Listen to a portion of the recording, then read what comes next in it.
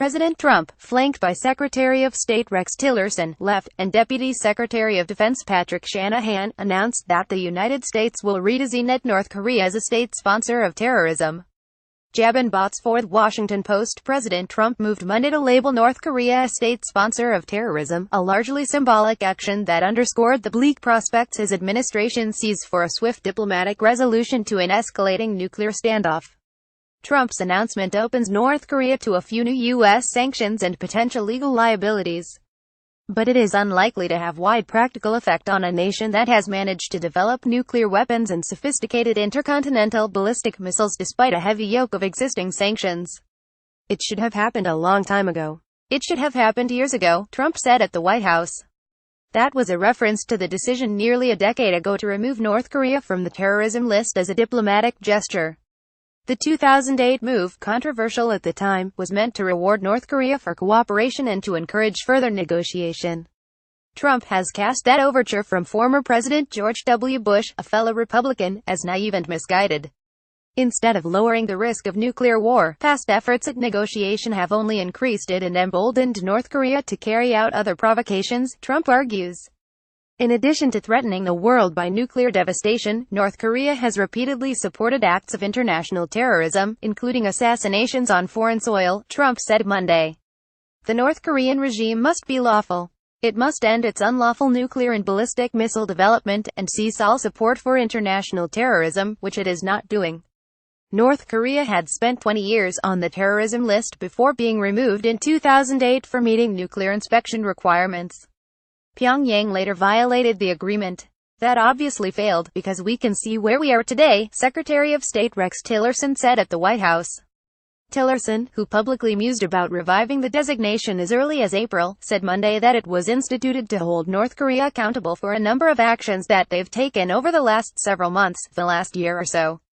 Tillerson has sought to keep communication open with Pyongyang even as Trump and dictator Kim Jong-un have traded insults and threats, including Trump's September vow that, if necessary, he would totally destroy North Korea. White House Chief of Staff John F. Kelly, with papers marked secret in front of him, listens as President Trump announces that the United States will redesignate North Korea as a state sponsor of terrorism. Jabin bots for The Washington Post. The State Department will formally reapply the terrorism designation Tuesday, returning North Korea to the short list of countries accused of promoting and exporting terrorism as national policy. Iran, Sudan and Syria are the only other nations on the list. The president cited an alleged assassination by Kim's regime carried out in a Malaysian airport, as well as the treatment of American college student Otto Warmbier. Warmbier died in June, days after he was released, in a coma, by the North after spending 17 months in captivity. Trump vowed that Pyongyang will face further sanctions in the coming weeks that will amount to the highest level of sanctions by the time it's finished. White House Press Secretary Sarah Huckabee Sanders amplified the message on Twitter. There are few other meaningful penalties that the United States could apply on its own, but Washington has led a partially successful effort at the United Nations to throttle North Korea's trade and international money-making enterprises. China, North Korea's most important ally and trade partner, has gone along with the strongest economic pressure campaign to date and has signaled that it could go further. The UN Security Council strictures have not yet pushed North Korea to engage in the kind of diplomatic talks that yielded Bush's lifting of the state sponsorship designation, and the North is now closer than ever to being able to launch a nuclear strike on the U.S. mainland. Tillerson acknowledged that the move has limited practical effect, but he said it carries other benefits, such as discouraging other nations from participating in any commerce or interactions that might not be covered by existing sanctions.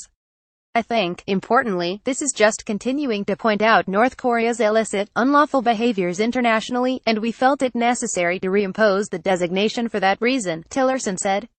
Trump's 12-day trip to Asia this month was dominated by worry over North Korea among U.S. allies and partners. The White House had signaled during the trip that Trump was likely to make the designation.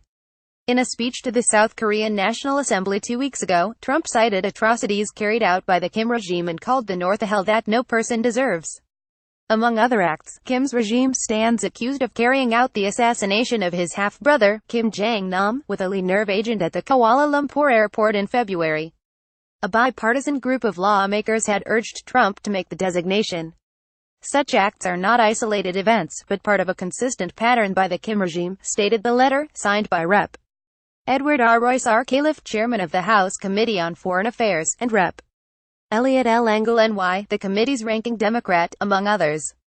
There's no doubt the Kim regime thrives off spreading mayhem around the globe, and today's decision is another step in the administration's effort to bring the greatest pressure to bear on the Kim regime, Sen.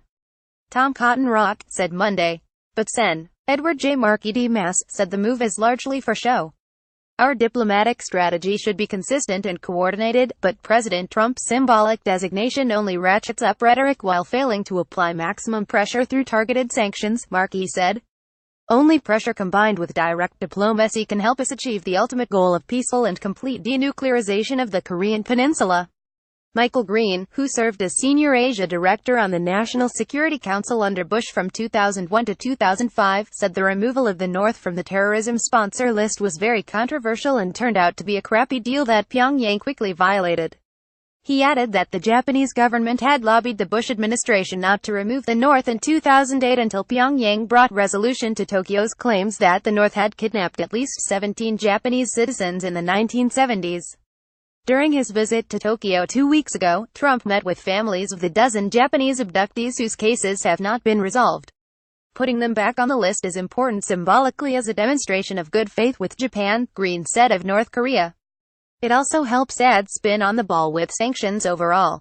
Daniel Russell, former National Security Council Senior Asia Director under President Barack Obama, agreed that the move was symbolically potent because the lifting of the sanctions represented the high watermark of U.S.-North Korea efforts to reconcile their differences and negotiate and engage in 2008.